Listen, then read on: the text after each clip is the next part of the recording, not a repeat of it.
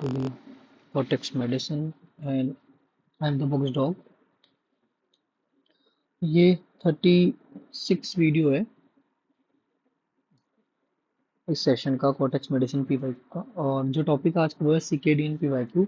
I am mentioning PYQ specially है क्योंकि जो यहाँ पे जो पीवाईक्यू के कई ऐसे पीवाईक्यू के टॉपिक्स हैं जिनको आप कंप्लीटली रीड नहीं कर सकते हैं, तो बस वहाँ पे सिर्फ पीवाईक्यू को एक्सप्लेन किया हुआ है।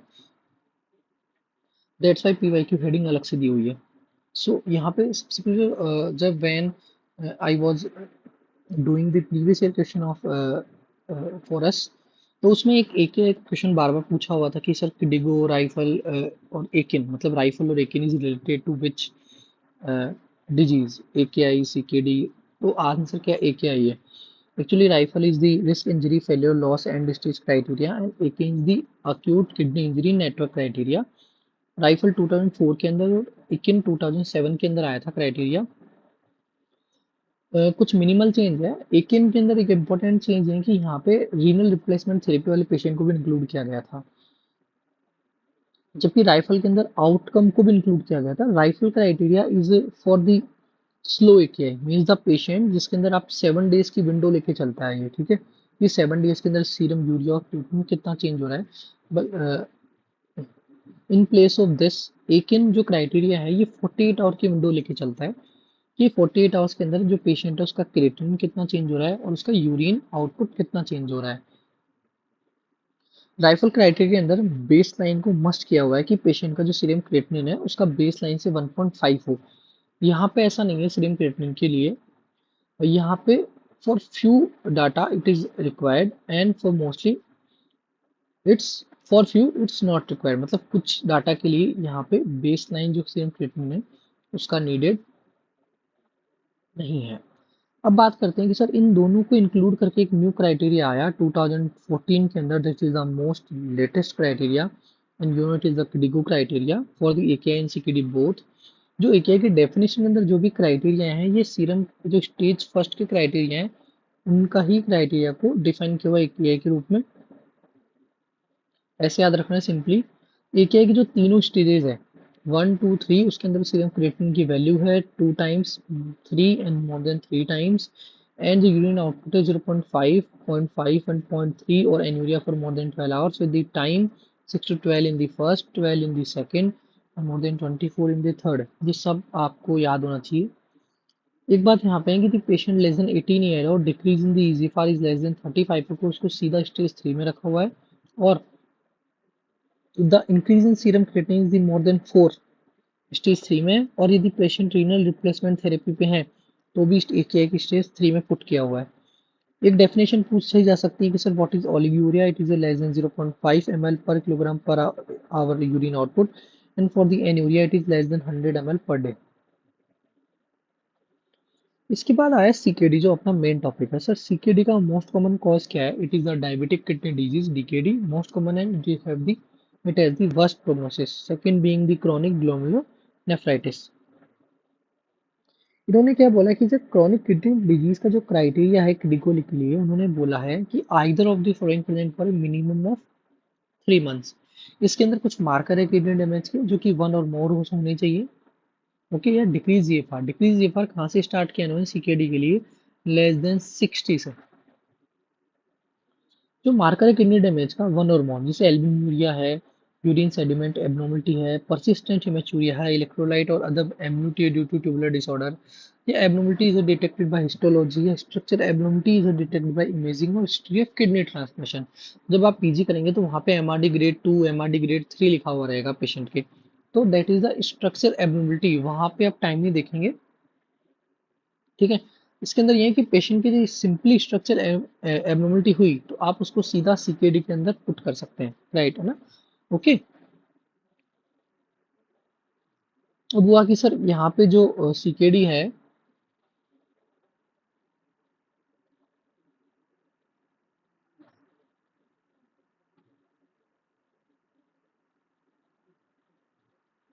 जो सीकेडी है यहाँ पे क्या हुआ एक्चुअली, इसको ग्रेड में डिवाइड किया हुआ है, ग्रेड 1 ग्रेड 2 कैटेगरीज में डिवाइड किया हुआ है। ये G3 G3 4। यहाँ पे आपको इनकी GFR याद होनी चाहिए सर। लेस देन 15 पे ग्रेड 5 है, 30 तक G4 है सर, 30 से ऊपर 60 तक G3 है, 60 से 90 G2 है, G1 is the normal range. और यहाँ पे उसको एल्बिनुरिया के बेस पे डिवाइड किया हुआ है, A1 A2 A3 and less than 30 3 to 300 and more then 300। एक चीज इसके बाद जो इम्पोर्टेंट है वो है इनके कॉम्प्लिकेशन। सर सबसे इम्पोर्टेंट कॉम्प्लिकेशन है वो है पीटीएस से रिलेटेड।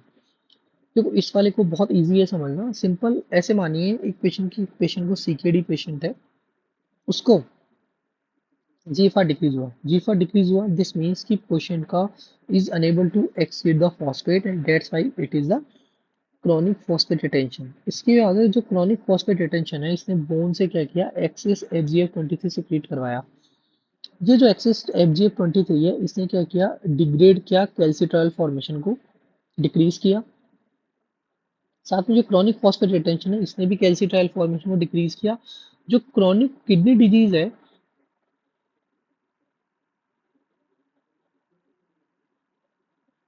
जो क्रॉनिक किडनी डिजीज है, इसने क्या किया, अल्टीमेटली पीटीएच के जीन की जो ट्रांसक्रिप्शन जो जीन्स थे इनको भी इंक्रीज कर दिया।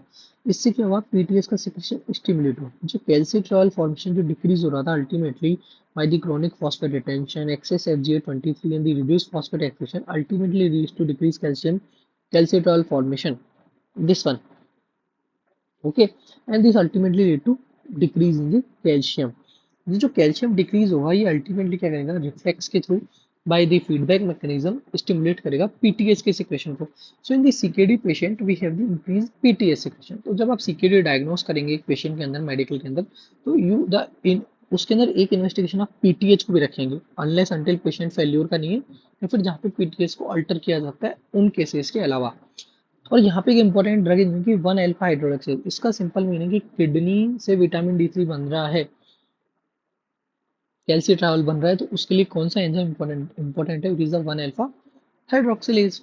तो इन सबको अफेक्ट करके अल्टीमेटली हो क्या रहा है कि सर एक तो कैल्शियम ट्रैवल कम हो रहा है, इससे कैल्शियम डिक्रीज हो रहा है, अल्टीमेटली पीटीएच स्टिमुलेट हो रहा है। यहाँ पे एक इंपॉर्टेंट है बात क्या, कि सर ये जो पार्ट है क्लोथो का, एक्चुअली क्या होता है कि FGF23 एक कोएंजाइम की या को रिसेप्टर की हेल्प लेता है क्लोथो के वाला। इसके कारण क्या होता है कि जैसे FGF23 क्लोथो की हेल्प लेगा, जिससे क्या होगा कि सप्रेस कर देगा पीटीएच को। But in this CKD patient, klotho का एक्सप्रेशन भी क्या हो जाता है, डिक्रीज हो जाता है। In CKD it is also decrease, as the klotho expression is decrease, this means कि जो को रिसेप्टर है क्लोथो वो डिक्रीज हो गया, तो FGF23 क्या करेगा, जो पीटीएच के सिक्रेशन को पहले इनहिबिट कर रहा था वो इनहिबिट नहीं कर पाएगा। तो अल्टीमेटली तो कॉज है कि पीटीएच सिक्रेशन के अंदर ये भी एक तरीके से हेल्प कर रहा है। तो इन पेशेंट के अंदर क्या होता है कि जैसे जैसे पीटीएस सिक्रेशन बढ़ेगा, सीवीटी को डिफाइन नहीं कर सकते, लेकिन ये रहेगा कि पेशेंट सीकेडी का एक तरफ जा रहा है।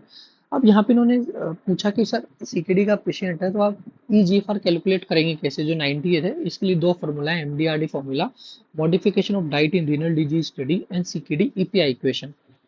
इसके बाद क्या हुआ कि सर जो पीटीएच की बात चल रही थी, पीटीएच करता क्या है, नॉर्मली स्टिमुलेट करता है बोन को, कैल्शियम इंक्रीज करता है, गट के अंदर भी कैल्शियम इंक्रीज करता है, यूरिन के अंदर क्या करेगा, लॉस ऑफ कैल्शियम को डिक्रीज करेगा, अल्टीमेटली सेव करेगा कैल्शियम को, और फॉस्फेट का क्या करेगा, फॉस्फेट लॉस को बढ़ाएगा। इन सबसे क्या हुआ अल्टीमेटली, अब पीटीएच जो इंक्रीज हो रहा था उस वाले पेशेंट के अंदर, एक सीकेडी के पेशेंट के अंदर, उसकी एक रेंज रखी हुई है बाय द स्टडी। रेंज कितनी रखी हुई है सर, जो नॉर्मल अपर लिमिट जो नॉर्मल है उससे 2 to 9 time, upper limit of normal कितनी मानी पीटीएस की, इट इज 65, तो 2 to 9 time of 65 around 130 to 600 is the normal range of PTH. दिक्कत यहाँ पे ये हुई कि पीटीएच इससे डिक्रीज है, पीटीएच इससे हायर साइड है, तो दोनों की साइड इफेक्ट है। क्या साइड इफेक्ट है सर, इफ मान लीजिए पीटीएच हायर साइड एक सीकेडी पेशेंट का, it lead to high bone turnover, क्योंकि कैल्शियम क्या करेगा, ज्यादा रिलीज करवाएगा बोन से, तो bone pain, bone will be weaken and the brown tumour will form. Brown tumour mean simple कि इस जगह पे कैल्शियम रिलीज होगा, यहाँ से बोन रिजॉर्प्शन होगा, वहाँ पे फाइब्रस टिश्यू जाके स्टोर होएगा और मल्टीपल सिस्टिक स्पेसेस फॉर्म होंगे। इससे क्या बनेगा, ओस्टाइटिस फाइब्रोसा सिस्टिका फेमस पता होगा।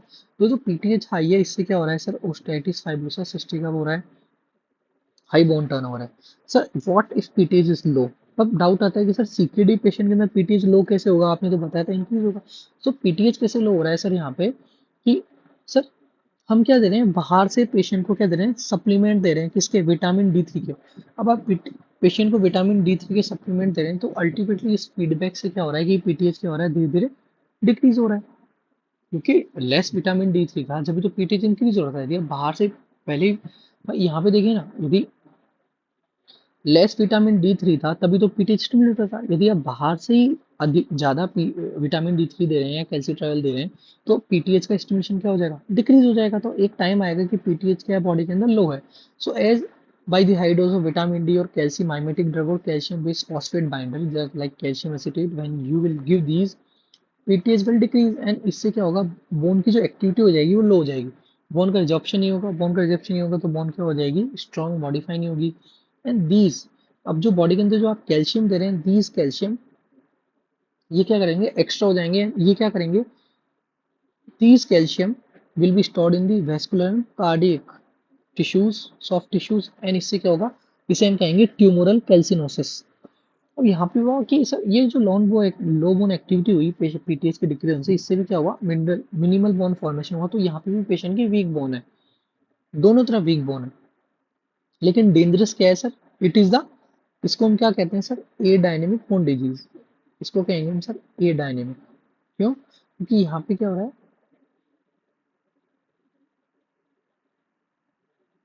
इन पेशेंट के अंदर क्या हो रहा है कि डायनेमिक नहीं है कुछ भी, मतलब एक्टिविटी बोन की लो है, तो डायनेमिक जो बोन के अंदर चेंजेज है, जो फॉर्मेशन है, रिजॉर्प्शन है, ये नहीं कर, डिक्रीज हो गया, इसलिए बोला adynamic bone disease and it is more dangerous. अब बात आती है कि सर पेशेंट थे, कई सीकेडी के पेशेंट थे जिनके वॉरफेरिन की नीड थी, वो चल रहा था। ऐसे पेशेंट के अंदर हम देखा कि उनके अंदर स्किन के ऊपर नोड्यूल, पेनफुल लिबिडो रेटिकुलरिस जैसी कंडीशन हुई, और सबक्यूनिस नोड्यूल बने जो कि पेनफुल थे। और ये अल्टीमेटली चेंज हुए सर इस्चेमिक नेक्रोसिस के अंदर। व्हेन वी इन्वेस्टिगेटेड, तो पता लगा कि वो पेशेंट जो कि सीकेडी के हैं, जिन्हें वॉरफेरिन का ट्रीटमेंट कर रहे हैं, उनके अंदर एक रिएक्शन हो रही है, जिस रिएक्शन को नाम दिया हमने calciphylaxis. Looks like this, it is the patches of ischaemic necrosis seen in especially on the legs, thigh, abdomen and breast.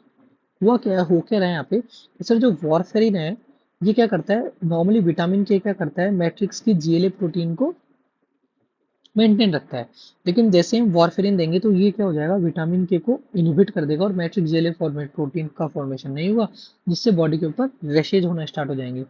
यहाँ पे एक चीज लिखी हुई जो हाईलाइट है इससे फोटो से, कि लिखी हुई है, हरिसन की फोटो है, कि यहाँ पे क्या है कि प्रोग्रेसिव स्किन नेक्रोसिस है, ulceration on the anti abdominal wall, as I told you wall is the site. Treat किससे कर रहे हैं, hyperbaric oxygen, intravenous thiosulphate and discontinuation of warfarin lead to slow resolution of the ulceration. तो treatment क्या क्या है यहाँ पे, हाइपरबारिक ऑक्सीजन है sir, intravenous thiosulphate is also consider, and also consider the discontinuation of, must consider discontinuation of warfarin. Other complication क्या है sir, it is the cardiovascular diseases. Cardiovascular disease are the most common complication है इसके अंदर, heart failure जैसे hypertension and LVH. Cardiovascular most common disease या most common complication है CKD patient के अंदर। वेस्कुलर डिजीज के अंदर एक चीज याद रखनी होती है कि एमआई को आपको रूल आउट करना है, तो आपको सीरियल ट्रॉप आई पे फोकस करना है इंस्टेड ऑफ वन फाइंडिंग। आप प्रैक्टिस करेंगे, आप पीजी करेंगे, तो आपको पता लगेगा कि ट्रॉप आई इंक्रीज होता है सीकेडी के पेशेंट के अंदर, जो कि फॉल्स फाइंडिंग है। अल्टीमेटली आप सीरियल ट्रॉप आई और ईसीजी के अंदर चेंजेस नहीं दिखेंगे, आप एमआई या हार्ट अटैक को कंसिडर, कार्डियक अरेस्ट को कंसिडर नहीं करेंगे, हार्ट अटैक को कंसिडर नहीं करेंगे। इसके बाद है sir heart failure. Heart failure के अंदर बोला कि sir hypertension, LVH most common complication है सीकेडी का। सीकेडी और डायबिटीज का पेशेंट है, या फिर CKD plus proteinuria more than 1 gram है 24 आवर के अंदर, तो बीपी टारगेट क्या है पेशेंट के अंदर, less than 130/80। First line treatment क्या है सर, सॉल्ट का रेस्ट्रिक्ट करो। एंटी हाइपरटेंसिव ऑफ चॉइस क्या है सीकेडी पेशेंट के अंदर, this CKD patient it is the ACE inhibitor, ARB, क्योंकि और अवॉइड करना है पोटेशियम स्पायरिंग डायूरेटिक्स को। Pericardial disease also common in CKD patient. Pericarditis होता है इन पेशेंट के अंदर, जिसे हम यूरेमिक पेरिकार्डाइटिस भी कहते हैं, due to irritation by the urea, जो कि स्टोर हो जाता है वहां पे जाके। It is the absolute indication है अर्जेंट हीमोडायलिसिस का। यहाँ पे याद रखना है कि इन पेशेंट के अंदर, क्योंकि कोगुलेशन डिफेक्ट भी होते हैं, तो यहाँ पे हीमोडायलिसिस के वक्त आपको नॉन हिपेरिनाइज जो हीमोडायलिसिस वो वाला पार्ट करना होता है, नॉन हीमोरेपेनाइज एचडी करना होता है, सिंपल। पेरिकार्डिटिस के ईसीजी साइन क्या क्या है sir? It is a PR interval depression and diffuse ST elevation. Sir anaemia भी होता है बिल्कुल, यस सर। किडिको के अंदर बोला है कि मेल के अंदर लेस देन 13, फीमेल के अंदर लेस देन 12 है। स्टेज 3 के अंदर नॉर्मोक्रोमिक नॉर्मोसाइटिक मिलता है। स्टेज 4 के अंदर यूनिवर्सल फाइंडिंग है कि एनीमिया मिल सकता है। अब sir what is the main cause, what is the primary cause? It is the relative deficiency of erythropoietin, क्योंकि एरिथ्रोपोइटिन बनने का मेन प्लेस क्या है sir? It is the kidney. So kidney ही डिफेक्टिव है, किडनी के अंदर भी प्रॉब्लम है, तो relative deficiency of erythropoietin is the main cause. Multiple cause है लेकिन important is the this one. What will you see? आप प्रैक्टिस करेंगे देखेंगे, डायलिसिस के बाद में पेशेंट की जो स्लिप होती है, जो मेन पेज होता है वहां पे क्या रहता है? इथ्रोपोइटिन की या ईएसए की एक स्लिप चिपकी हुई रहती है। इन राजस्थान, जैसे मेरे जो राजस्थान है यहाँ पे, क्योंकि ये ड्रग्स गवर्नमेंट की तरफ से फ्री आती है, तो स्टिकर चिपकाना मस्ट है। यहाँ पे स्टिकर को स्टिक करना मस्ट है। तो यहाँ पे ह्यूमन एस्थ्रोसाइट स्टिमुलेटिंग एजेंट की आती है, उस पर epoetin alpha, epoetin beta and darbepoetin alpha रहता है। Epoetin alpha is the first generation, epoetin beta and darbepoetin alpha is the second generation drug. अब क्योंकि इस पेशेंट के अंदर इथ्रोपोइटिन दे रहे हैं, इथ्रोपोइटिन क्या करेगा? स्टिमुलेट करेगा production of haemoglobin. For the production of haemoglobin you need the iron and so must you see the patient के अंदर जो बोन मैरो के अंदर जो स्टोर है आयरन का, वो इनफ है। For this you have the see the transference saturation is more than 30 and the serum ferritin is more than 500 nanogram per ml. What are the target? Is the 11.5 to 12.5 gram per deciliter by the exogenous uh, recombinant human ESA। ये target है, इससे ज़्यादा 13 के आसपास लेके जाते हैं आप तो पेशेंट के अंदर फेल्योर के चांसेज हैं। दैट्स वाई लोअर साइड रखा हुआ है target. What are the electrolytes abnormality? You know, most famous rapid onset and high risk of death with the hyperkalaemia. It is the most acutely and life threatening electrolyte changes in the CKD patient. So what are the other absolute indication for the dialysis apart from the uremic pericarditis? You know, it is the refractory hyperkalemia। UG का इनका बहुत famous question है। It is the severe metabolic acidosis less than 7.1, specially refractory. Refractory कब मानेंगे? जब आपके आप continuously soda bike आप दे रहे हैं फिर भी पेशेंट का जो मेटाबॉलिक एसिडोसिस है वो इंप्रूव नहीं कर रहा है, रिफ्रैक्टिव वॉल्यूम ओवरलोड है, या फिर डायलाइजेबल कोई टॉक्सिन है। एक क्वेश्चन है कि sir what are the anti diabetic drug जो कि कॉन्ट्राइंडिकेटेड है यदि पेशेंट को क्रिएटिनिन रेज्ड है। और in other terms what you will say कि सर प्रीफर्ड ड्रग कौन सी? तो देखो मेटफॉर्मिन भी कॉन्ट्राइंडिकेटेड है if the EGFR is less then 30, और कुछ जगह पे ये भी क्राइटेरिया दिया हुआ है ना, किसका?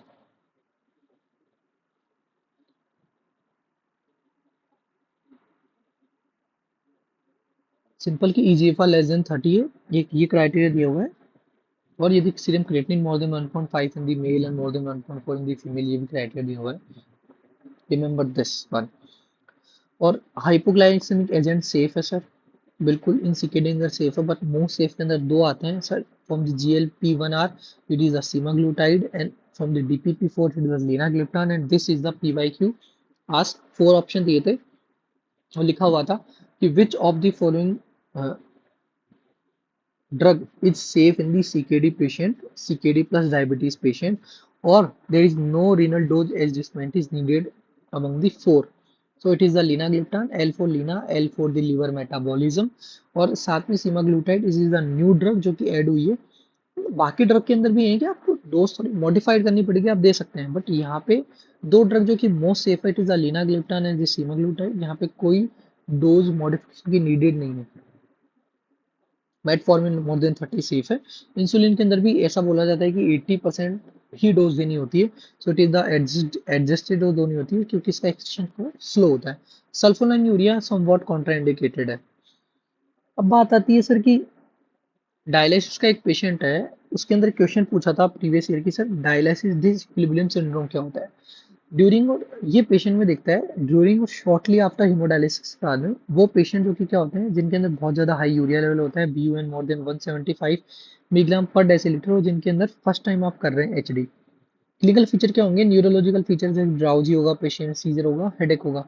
ये किस किस के अंदर और दिख सकता है सर? चाइल्ड और एल्डर के अंदर मोस्ट कॉमनली दिखता है ये। वो पेशेंट जिनके अंदर स्ट्रोक की हिस्ट्री है या मैलिग्नेंट हाइपरटेंशन है, सीजर की हिस्ट्री, उन पेशेंट के अंदर भी डायलिसिस डिसइक्विलिब्रियम सिंड्रोम दिखता है। जो PYQ था वो पूछा था ट्रीटमेंट के ऊपर। तो एक बार पैथोफिजियोलॉजी देखते हैं कि भाई बिफोर हीमोडायलिसिस क्या है, कि पेशेंट के अंदर हाई यूरिया है in the brain and in the blood. So patient का जो अभी ब्लड एंड ब्रेन का जो बैलेंस है ऑस्मेटिकली वो मेंटेन है। अब क्या हुआ कि पेशेंट के अंदर ब्लड के अंदर से आपने यूरिया को फिल्टर करके बराबर निकाला, जबकि ब्रेन के अंदर यूरिया को डिक्रीज होने के अंदर टाइम लग रहा है, does not decrease so quickly. So यहाँ पे क्या हुआ कि यहाँ पे हाइपर ऑस्मोलर है। ब्रेन के अंदर जो यूरिया प्रेजेंट है वो ब्रेन के अंदर जो फ्लूइड है, जो कंटेंट, जो एनवायरमेंट है उसको क्या बनाया है इसने, हाइपर ऑस्मोलर। इससे क्या होगा, यहाँ पे मोर सॉल्यूट है, लेस सॉल्वेंट है, तो क्या करेगा, वाटर करेगा move inside the brain and it will raise the ICP and it will cause the other feature like the drowsiness, seizure and headache. So आप क्या देंगे यहाँ पे, मैनिटोल देंगे। ये क्या करेगा, क्रिएट करेगा ऑस्मोटिक ग्रेडियंट को मेंटेन रखेगा। अब यहाँ पे एक क्वेश्चन आता है कि सर मैनिटोल तो सीकेडी पेशेंट के अंदर कॉन्ट्राइंडिकेटेड होता है, बिल्कुल कॉन्ट्राइंडिकेटेड होता है, लेकिन आपको यहाँ पे रिस्क एंड बेनिफिट रेशियो देखना है पेशेंट का। साथ में आप अल्टरनेट भी ऑप्शन भी चूज कर सकते हैं like the hypertonic saline, it is alternate option, और मेक द डायलिसिस स्लो। इसके बाद एक क्वेश्चन आएगा सर डायलिसिस के अंदर वो कौन सा सिम्टम है जो कि क्या होता है, इंप्रूव नहीं होता है। It is the neuropathy in the dialysis which is not recovered by the dialysis पर से। क्यों? क्योंकि सर ये जो न्यूरोपैथी है ये यूरेमिक न्यूरोपैथी होती है, मींस जो नर्व्स के अंदर जो यूरिया होता है वो क्या करता है, स्टोर होता है, more nerve damage will be more by this toxin. Concept क्या है यहाँ पे कि सर जो यूरिया है और ये जो मॉलिक्यूल है यहाँ पे डायलिसिस के अंदर, मतलब यूरिया तो फिल्टर हो जाता है, लेकिन कुछ ऐसे मॉलिक्यूल होते हैं जिन्हें हम बोला है मिडिल मॉलिक्यूल साइज, मींस ये जो मॉलिक्यूल की साइज होती है मिडिल मॉलिक्यूल साइज होती है।